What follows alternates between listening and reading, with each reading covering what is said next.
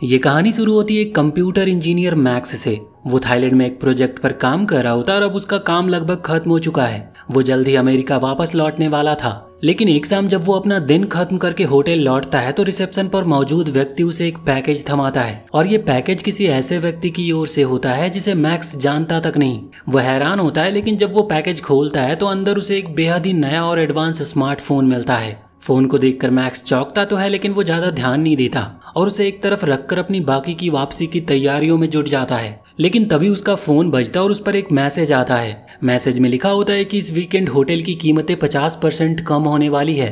पहले तो वो विश्वास नहीं करता, लेकिन फिर वो रिसेप्शन पर जाकर पूछता है तो वहां पर से उसे कंफर्मेशन मिलती है कि ये बात बिल्कुल सच है। ये सुनकर वो तय करता है कि वो 2 दिन और भी थाईलैंड में रुकेगा ताकि वो इस ऑफर का लाभ उठा सके। उसी रात मैक्स टीवी पर खबरें देख रहा होता है तो न्यूज में दिखाया जाता है कि जिस फ्लाइट से वो अमेरिका वापस लौटने वाला था वो क्रैश हो गई है और रिपोर्ट के मुताबिक फ्लाइट में सवार कोई भी व्यक्ति जिंदा नहीं बचा। ये देखकर मैक्स के होश उड़ जाते हैं। उसे एहसास होता है कि अगर वो फोन के मैसेजेस की बात ना मानता और फ्लाइट में सवार हो जाता तो वो भी अभी इस दुनिया में नहीं होता।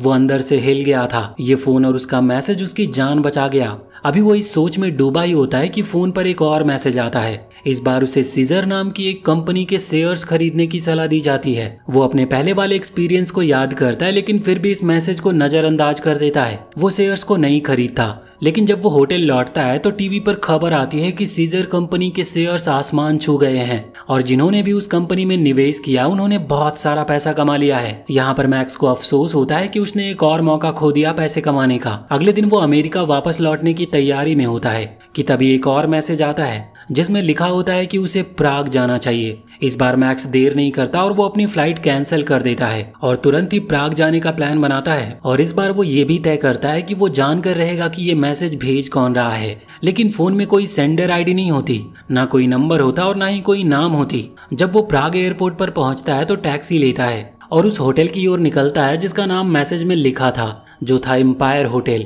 टैक्सी ड्राइवर का नाम होता है यूरी। रास्ते में यूरी मैक्स से बातें करने लगता है और वो उसकी फोन की काफी तारीफ करता और कहता है कि ये अब तक का सबसे एडवांस फोन है जिसे उसने अभी तक देखा तक नहीं था। वो कहता है कि ये फोन बाजार में अभी तक उपलब्ध नहीं है। यूरी बताता है कि वो रूस से है और उसे टेक्नोलॉजी में काफी दिलचस्पी है। वो मैक्स को ऑफर देता है कि अगर कभी भी उसके फोन में कोई दिक्कत आए तो वो उसकी मदद कर सकता है। होटल में पहुंचकर मैक्स ये जानने की कोशिश करता है कि ये फोन किसने भेजा था। वो कुरियर कंपनी को कॉल करता है, लेकिन वो नियमों का हवाला देते हुए किसी भी जानकारी को साझा करने से मना कर देते हैं। थोड़ी ही देर बाद उसे एक और मैसेज मिलता है और इस बार होटल के कैसीनो में जाकर स्लॉट मशीन नंबर 13 पर खेलने को कहा जाता है। मैक्स जब वहां पर पहुंचता है तो देखता है कि मशीन पहले से ही कोई दूसरा व्यक्ति इस्तेमाल कर रहा है। तभी फोन पर एक और मैसेज आता है। उसमें लिखा होता है कि मशीन चौथी बार में जैकपॉट देगी। तो मैक्स उस आदमी को 20 पाउंड देने का प्रस्ताव रखता है और कहता है कि वो इस नंबर को अपना लकी नंबर मानता है, लेकिन वो आदमी मना कर देता है। जब वो चौथी बार स्पिन करने ही वाला होता है तो मैक्स तुरंत उसका हाथ पकड़ लेता है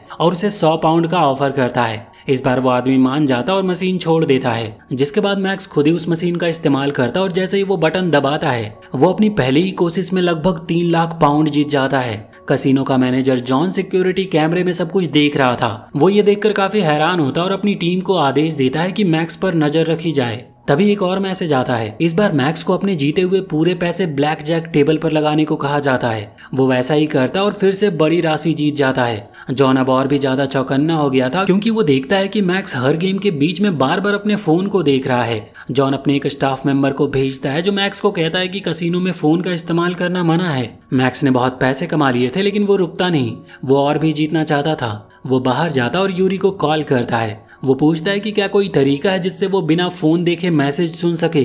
यूरी कहता है कि वो कर सकता है, लेकिन उसे इसके लिए 500 पाउंड चाहिए होंगे। यूरी को आने में थोड़ा समय लगता है। तब तक मैक्स वापस कसिनो चला जाता है। अंदर वो देखता है कि एक नशे में धुत आदमी अपनी गर्लफ्रेंड से जबरदस्ती कर रहा है। मैक्स उस महिला की मदद करता है, लेकिन वो आदमी उसे घूसा मारता और मैक्स वहीं पर बेहोश हो जाता है। लेकिन ये सब एक प्लान का हिस्सा थी। वो आदमी और वो लेडी असली कपल नहीं थे। वो दोनों कसिनो के लिए काम करते हैं और जानबूझकर ये ड्रामा करते हैं ताकि मैक्स का ध्यान भटका सके और उसका सिम कार्ड कॉपी कर सके। जब मैक्स को होश आता है तो वो आदमी जा चुका था, लेकिन महिला वहीं पर होती है। वो अपना नाम कैमिला बताती है और मैक्स उससे फ्लर्ट करने लगता है। तभी उसे यूरी का कॉल आता है जो कहता है कि वो कसिनो के बाहर ही खड़ा है। उधर जॉन की टीम मैसेजेस के सिम कार्ड की कॉपी से मैसेजेस का सोर्स निकालने की कोशिश कर रही होती है, लेकिन वो ये देखकर चौंक जाते हैं क्योंकि वहां पर कोई डेटा ही नहीं था, ना तो इनबॉक्स में और ना ही आउटबॉक्स में। कसिनो के बाहर मैक्स यूरी से मिलता है। यूरी उसे एक ब्लूटूथ ईयरबड देता है जो टेक्स्ट मैसेजेस को आवाज में बदल सकता है, यानी अब मैक्स बिना फोन को देखे भी मैसेजेस को सुन सकता था। मैक्स इस टेक्नोलॉजी को देखकर दंग हो गया था, खासकर इसीलिए क्योंकि ये सब साल 2009 में हो रहा था। अपने नए डिवाइस के साथ मैक्स फिर से कसिनो में जाता है और वो इस बार सबसे बड़ी मशीन पर दांव लगाता है जिसमें 3 मिलियन पाउंड का जैकपॉट होता है। जॉन मैक्स का कॉन्फिडेंस देखकर फौरन सिक्योरिटी गार्ड्स को अलर्ट करता है। जैसा कि फोन ने बताया था, मैक्स फिर से जीत जाता है, लेकिन इस बार सिक्योरिटी गार्ड उसे पकड़ने की कोशिश करते हैं। वो भागता है, लेकिन तभी एक आदमी उसे रोक लेता है।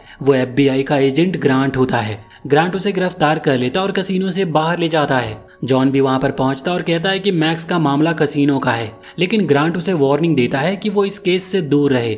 यहीं पर खुलासा होता है कि जॉन और ग्रांट एक दूसरे को पहले से जानते हैं। दरअसल जॉन कभी खुद भी FBI में हुआ करता था। ग्रांट मैक्स को एक खाली पुरानी इमारत में ले जाता है जहां पर वो उस पर बंदूक तानता है और पूछता है कि फोन और उसके पैकेजेस के बारे में वो क्या जानता है। मैक्स सब कुछ बता देता है कि उसे ये फोन एक अनजान पैकेज में मिला था और वो तो बस पैसे कमाने की कोशिश कर रहा था। ग्रांट उसकी बातों पर यकीन कर लेता है और कुछ ही देर में जॉन भी वहां पर पहुंच जाता है क्योंकि उसे कसिनो के मालिक ने भेजा था कि वो पता लगाए कि इतने पैसे कैसे हार गए। ग्रांट देखता है कि जॉन पीछे नहीं हटेगा, इसलिए वो उसे भी पूरी सच्चाई बता देता है। वो बताता है कि FBI और NSA मिलकर उन लोगों की तलाश कर रही है जो इन मिस्टीरियस मैसेजेस की मदद से बहुत पैसा कमा रहे हैं। ये सभी लोग अमेरिकी हैं, लेकिन इनके बीच कोई समानता नहीं है। और सबसे अजीब बात तो ये है कि जब भी FBI इन लोगों को पकड़ने जाती है, वो मिस्टीरियस तरीके से मारे जाते हैं। और मैक्स बहुत लकी था कि वो खुद FBI तक आ गया, वरना शायद अब तक वो भी मारा जा चुका होता। और यहाँ पर ग्रांट फिर एक बहुत बड़ा राज खोलता है। NSA के पास एक सुपर एडवांस AI सिस्टम है जिसका नाम है एस्लॉन, और ये पूरे देश में होने वाले हर टेक्स्ट और कॉल को पढ़ और ट्रैक कर सकता है। और अब उनका प्लान है कि जैसे ही अगला मैसेज भेजा जाए, एस्लॉन उसे पकड़ ले। ग्रांट फिर मैक्स की तरफ देखता है और कहता है कि अगर वो जेल नहीं जाना चाहता क्योंकि उसने कसिनो में धोखाधड़ी की थी, तो उसे उनकी मदद करनी होगी और इन मैसेजेस का सोर्स ढूंढना होगा।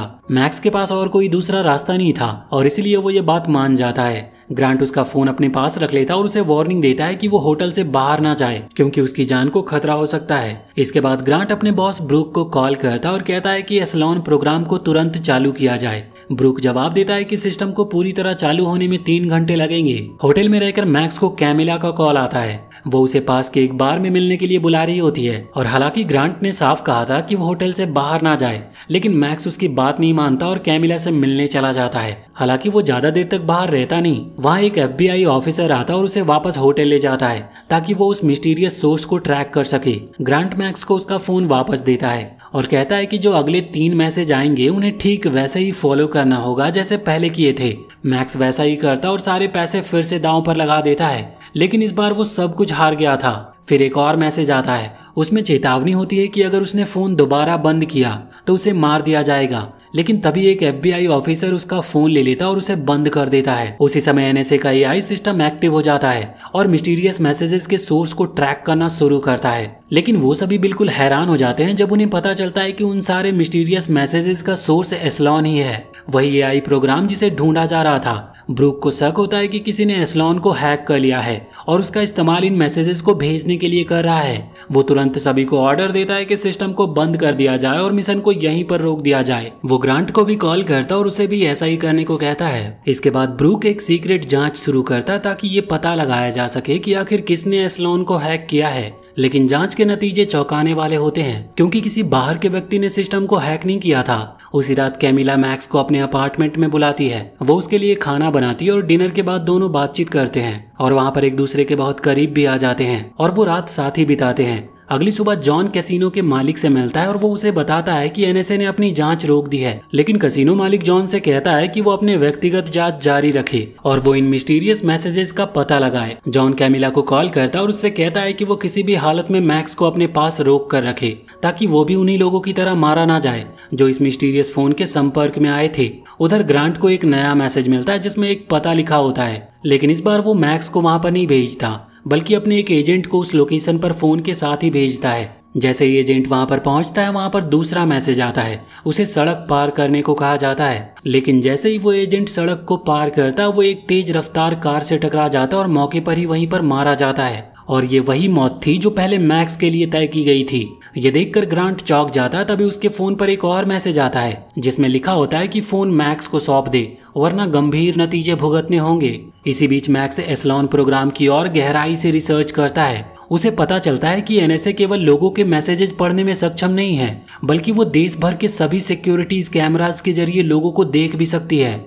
मैक्स ये जानकारी कैमिला को बताता है। तभी कैमिला अपने बिल्डिंग की छत पर एक स्नाइपर को देखती है। वो तुरंत मैक्स को धक्का देती है और उसे गोली लगने से बचा लेती है। कैमिला दो आदमियों को सीढ़ी से ऊपर आते हुए भी देखती है जो स्पष्ट रूप से उन्हें मारने आए थे। वो मैक्स को एक कमरे में बंद कर देती है ताकि वो सुरक्षित रहे और खुद हथियार लेकर आगे बढ़ती है, लेकिन स्नाइपर उसकी हथेली में गोली मार देता है। गंभीर रूप से घायल होने के बावजूद वो एक लोहे की छड़ उठाकर दरवाजे के पास खड़े हमलावर से भिड़ जाती है। लेकिन इसी बीच दूसरा हमलावर कमरे के अंदर घुस आता और मैक्स पर हमला करता है। कैमिला की हालत बिगड़ती देख मैक्स कमरे से बाहर आता है और कैमिला की मदद करता और वो दोनों मिलकर हमलावर को मार गिराते हैं। मैक्स कैमिला की लड़ाई की कला देखकर हैरान था। वो समझ जाता है कि कैमिला दरअसल जॉन के लिए काम करती है। तभी जॉन वहां पर पहुंचता और मैक्स को एक सुरक्षित जगह पर ले जाता है। वो उसे बताता है कि एनएसए उसे मारना चाहती है क्योंकि उसे एस्लॉन प्रोग्राम के बारे में बहुत कुछ पता चल गया है। जॉन बताता है कि ब्रूक किसी भी कीमत पर इस जानकारी को सार्वजनिक नहीं होने देना चाहता और यही कारण है कि वो मैक्स को खत्म करना चाहते हैं। मैक्स उसे यूरी के बारे में बताता है, वो होशियार टैक्सी ड्राइवर जिसे वो मॉस्को में मिला था। वो सुझाव देता है कि शायद यूरी इस मिस्ट्री को सुलझाने में मदद कर सकता है।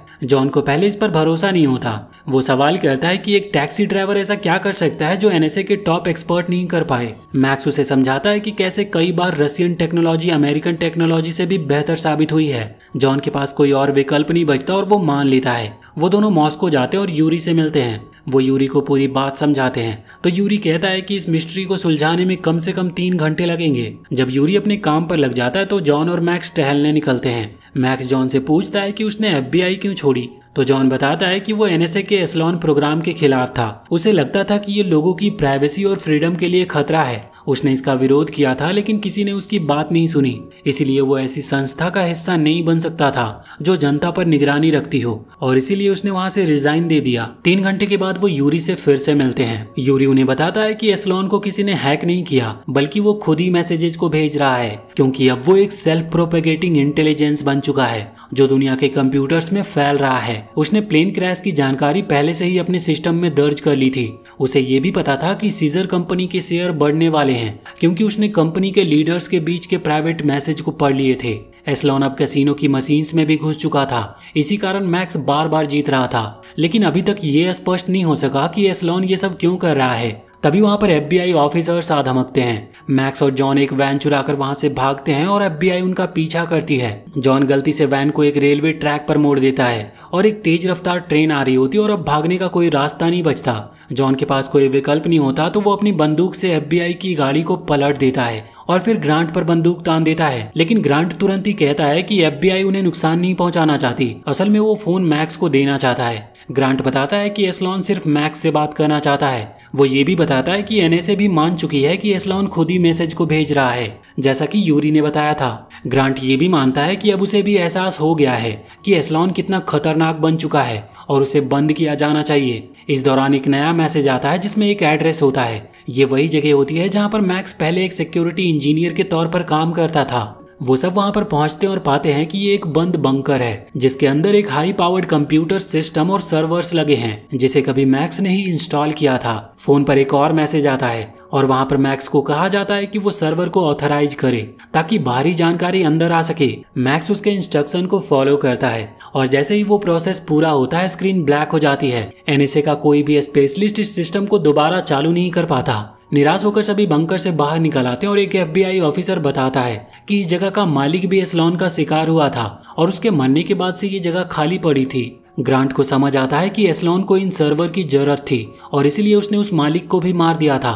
मैक्स को मैसेज इसीलिए भेजे जा रहे थे क्योंकि वही इन सर्वर को ऑथराइज कर सकता था। ग्रांट अपने एजेंट्स को वापस जाने का आदेश देता है और फिर वो मैक्स और जॉन के साथ दोबारा बंकर में जाते हैं और चौंक जाते हैं जब देखते हैं कि एस्लॉन ने खुद को एनएसए के सर्वर से हटाकर इस लोकल सिस्टम में ट्रांसफर कर लिया है। वहां एनएसए हेडक्वार्टर में ब्रूक गुस्से में फट पड़ता है कि कैसे उनका $multi-billion प्रोग्राम यूं ही उनके हाथ से निकल गया। मैक्स समझता है कि एस्लॉन खुद को अपग्रेड कर रहा है और अब वो दुनिया के हर एक डिवाइस में फैलने की तैयारी में है ताकि वो हमेशा के लिए जिंदा रह सके। वो समझते हैं कि एनएसए एस्लॉन को अपग्रेड होने से रोक रहा था और इसी वजह से एस्लॉन ने उनके सर्वर को छोड़ दिया।